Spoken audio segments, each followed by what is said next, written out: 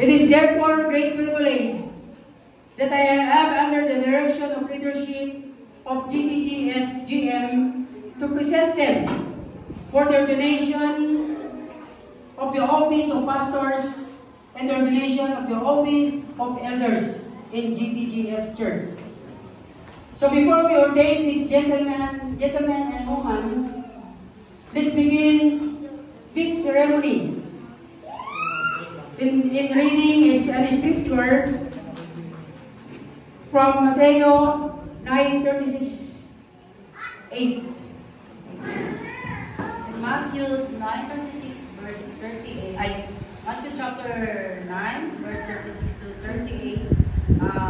Sabi dito, when he saw the crowds, he has compassion on them because they were harassed and tempted helpless, like sheep without a shepherd. Verse 7. Then he said to his disciples, the harvest is plentiful, but the workers are few. Amen. And then 38, ask the Lord of the harvest, therefore, to send out workers into his harvest field. So, amen. Praise the Lord. Hallelujah.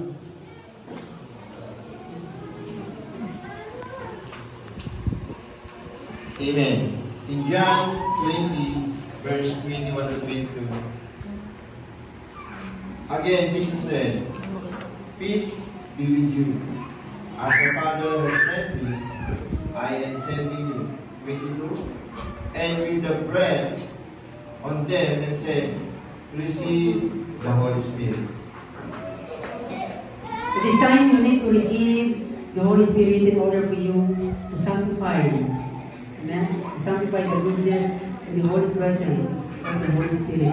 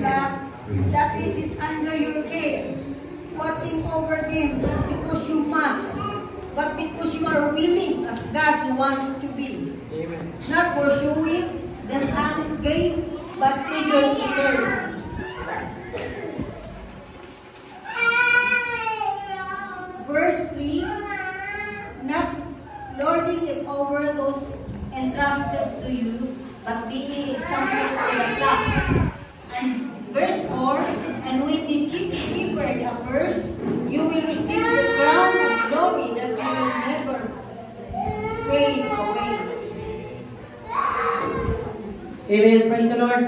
Palakpakan po natin po noon. Okay.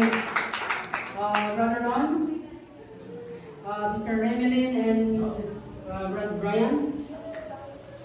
This is a solemn hour in your life and the life of this congregation. You prepared yourself for a ministry and entering into a glorious heritage of saints who have given their lives for Christ's kingdom.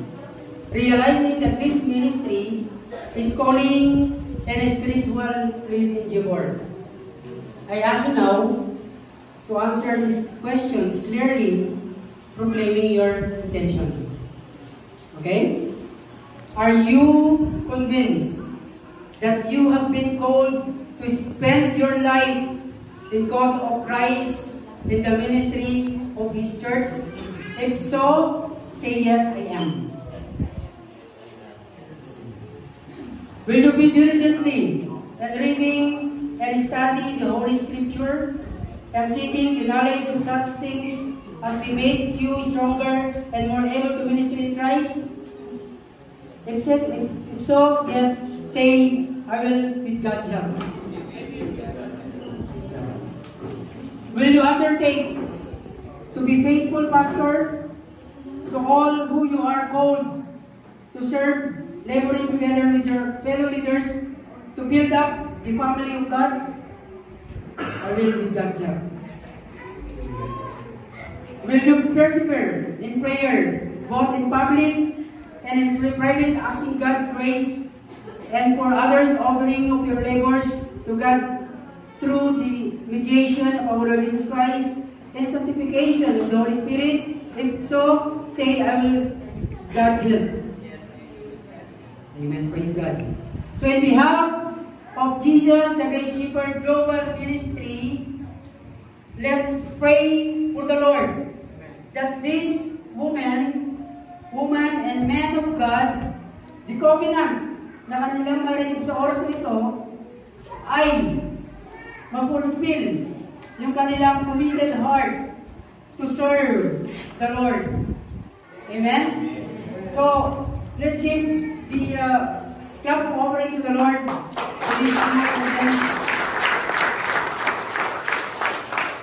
Hallelujah. Hallelujah.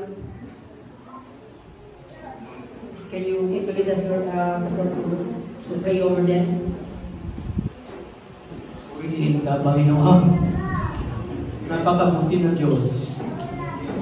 Hallelujah. Glorify your holy name, O God. Exalt your holy name, O Lord. And we bless your holy name. Anoint with woman, O God, by your power, by your grace, and the power of the Holy Spirit.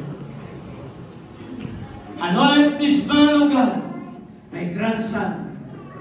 Cover him, O God, by the blood of Jesus Christ. Empower him, O God, by the Holy Spirit to rule your church, O God. Hallelujah. Hallelujah. Ganon din po, Panginoon, ang bagong leader, O Diyos, ng iyong panambahan, Jesus, the Great Shepherd Global Ministry Incorporation. Cover him, O God, by the blood of Jesus Christ, and empower him, O God, by the power of the Holy Spirit to lead your people, O God. Hallelujah. Hallelujah. Hallelujah. Hallelujah. Thank you, Jesus. Palakpakan po natin ang Diyos.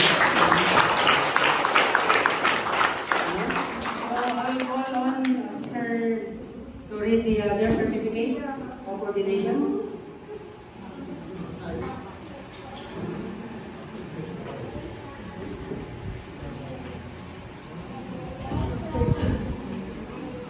Certificate of Ordination.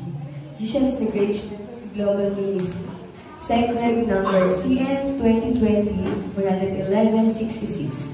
Having responded to the call of the God to Christian ministry and having satisfied all the biblical requirements.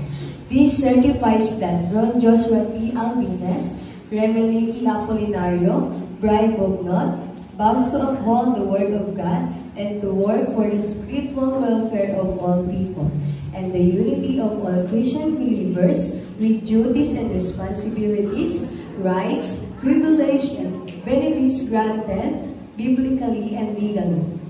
And it is authorized to conduct all divine services and other biblical activities pertaining to Jesus the Great Shepherd Global Ministries, in accordance with respective ordinances and rules of residence, and is hereby awarded this today, December 29, 2024, Pastor Ordination Certificate and Council of Elder Ordination Certificate.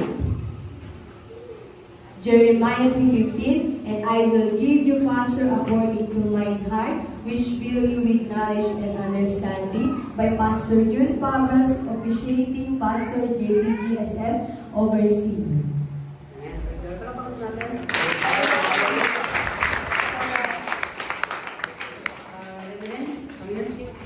Receive your certificate.